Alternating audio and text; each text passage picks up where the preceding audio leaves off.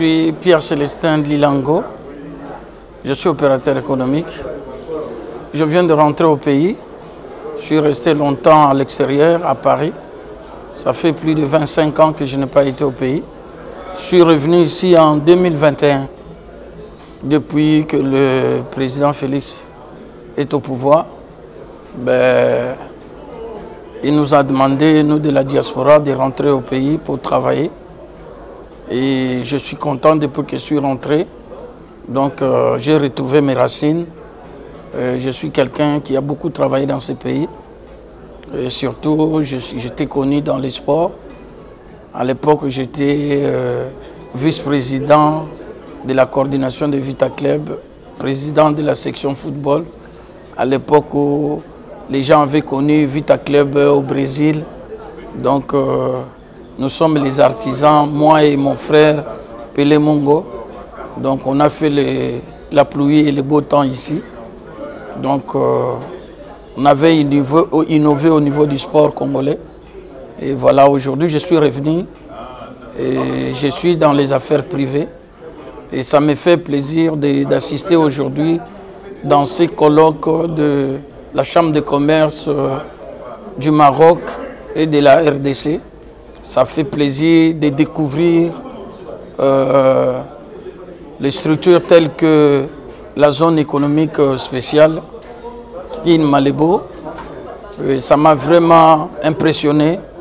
Donc le pays est en train d'avancer, contrairement à ceux qui disent tout le temps du mal du pays. Donc il faut qu'ils viennent découvrir ce genre de choses. Le pays regorge beaucoup de potentialités et je pense que l'avenir sera meilleur pour notre pays.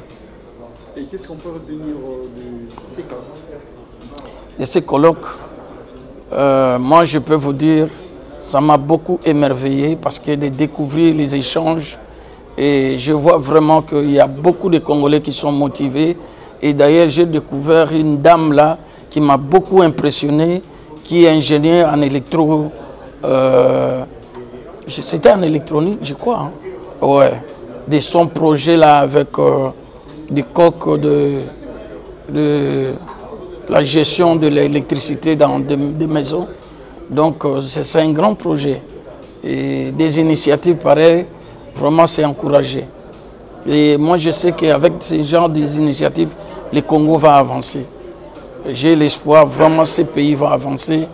Et même si par rapport aux 6 points que le chef de l'État avait annoncés pour son quinquennat, vraiment je pense que nous sommes sur une bonne voie et le pays va avancer. Et le peuple va se retrouver. La RDC regorge dans son sein beaucoup de terres arables. Lorsqu'on parle de l'économie, pourquoi l'agriculture ne prend pas la première place? Ça me fait énormément plaisir que vous pointez ce problème-là parce que je suis sur un grand projet avec quelques coopératives de Bas-Congo. Nous voulons lancer les cacao. Le cacao, vous savez, la Côte d'Ivoire aussi. Aujourd'hui, si on parle de la Côte d'Ivoire, c'est le cacao. Mais notre cacao, je vais annoncer aujourd'hui, les cacao du Congo dépassent les cacao de la Côte d'Ivoire. Et c'est ce que nous sommes en train d'expérimenter. Nous allons profiter de l'expérience du Maroc pour lancer la production du cacao. Donc l'agriculture va retrouver cette place-là. C'est un problème de volonté politique, de volonté des autorités, et pour relancer l'agriculture. Et l'agriculture, nous avons une grande place. Parce que comme vous-même vous venez de dire, nous avons beaucoup d'espaces, de terres arables, et les Congolais doivent se mettre au travail. Contrairement à ce que les gens croient, même ici dans la ville la périphérie de la ville de Kinshasa, les gens commencent à construire, à faire de l'agriculture. Et ça va nourrir presque tout le reste du pays. C'est question de la volonté. Mon dernier mot, le Congo avancera et le Congo va réussir. C'est question que nous soyons unis et nous allons confondre le monde entier.